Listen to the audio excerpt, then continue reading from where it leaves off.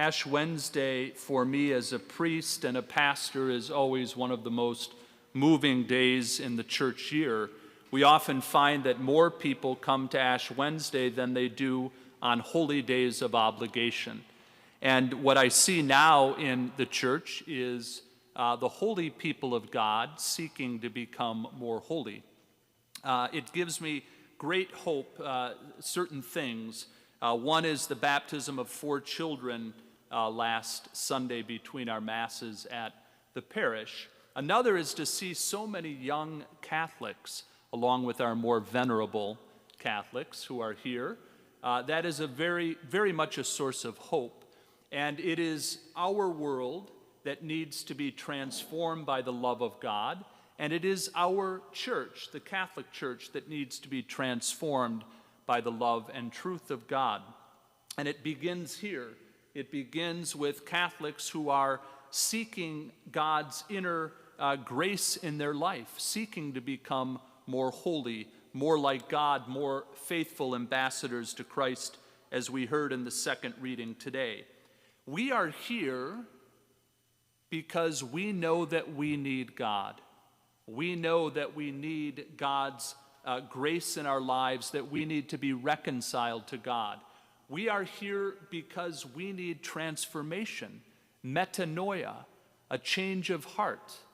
Now, I was joking with colleagues between Masses today that it says, don't look like you're fasting. Of course, I have a beard and my hair has never been longer since I was 10 years old.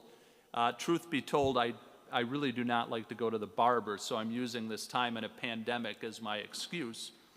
But in any event, what that communicates is all of us are called by God to transcend ourselves, to move beyond ourselves as we seek to find our true north, our raison d'etre in Christ Jesus, who constitutes us, but also calls us beyond ourselves. And the church puts forward 3 ways that we can do that: prayer, fasting, and almsgiving. Each of these move us and move our souls beyond ourselves. In prayer to God, right, who is sublime. He is the source of all truth and goodness and beauty. In fasting, we seek to deny ourselves as we remind ourselves that we are dust and unto dust we shall return. And in almsgiving, again, we look beyond ourselves to the good and need of our neighbor, to share what we have because we know everything is gift from God and is given to be shared. St. Bonaventure, that famous Franciscan priest and extraordinary theological mind and also a mystic, said that we are afflicted by something he called the permanent curvature of the spine. We are bent in upon ourselves.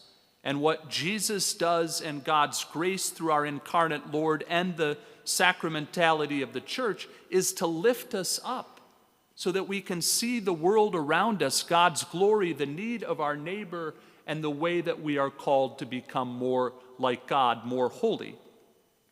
Now, a number of years ago, I was on retreat in California, and there was a Jesuit priest, really an extraordinary spiritual director. He had worked with Mother Teresa for a number of years.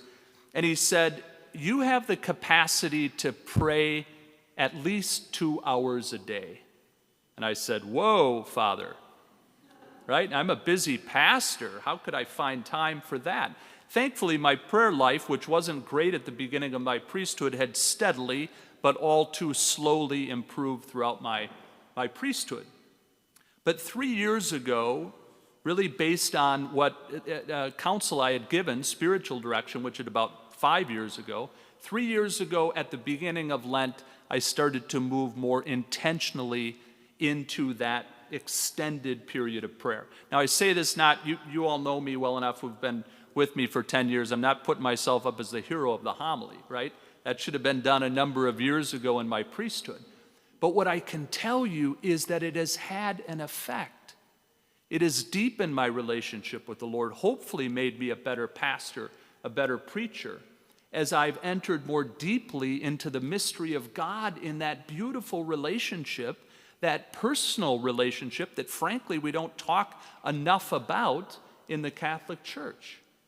Now, one of the things that I would note of our three modern popes, and they all come like pastors, beset with their own weaknesses, speaking about their own thing that they would like to emphasize, their own program, if you will. You can tell that each of our modern popes, John Paul II, Benedict, and Francis, have had a deep personal encounter with the Lord that's nurtured and nourished in their own spiritual life, that they are friends with the living God. How can you tell that? You can tell that by how they speak and teach and preach. So friends, as I conclude today, I would say this. Use your imagination that is derived from your own faith, your own encounter with the Lord, to ask yourself, where is that one thing that the Lord is calling you either away from or into, so that you can become a more holy and a more whole Catholic disciple of Jesus Christ? What is that one thing? For me, 3 years ago, it was prayer, and that has borne fruit, thankfully, in my life as a priest and as a pastor.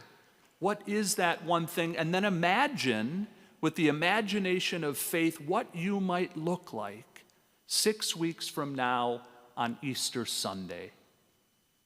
More whole, more happy, more holy, more a person of Jesus Christ, and more a faithful ambassador of Christ, witnessing to the glory of God in the resurrection of Jesus on Easter Sunday. Please stand.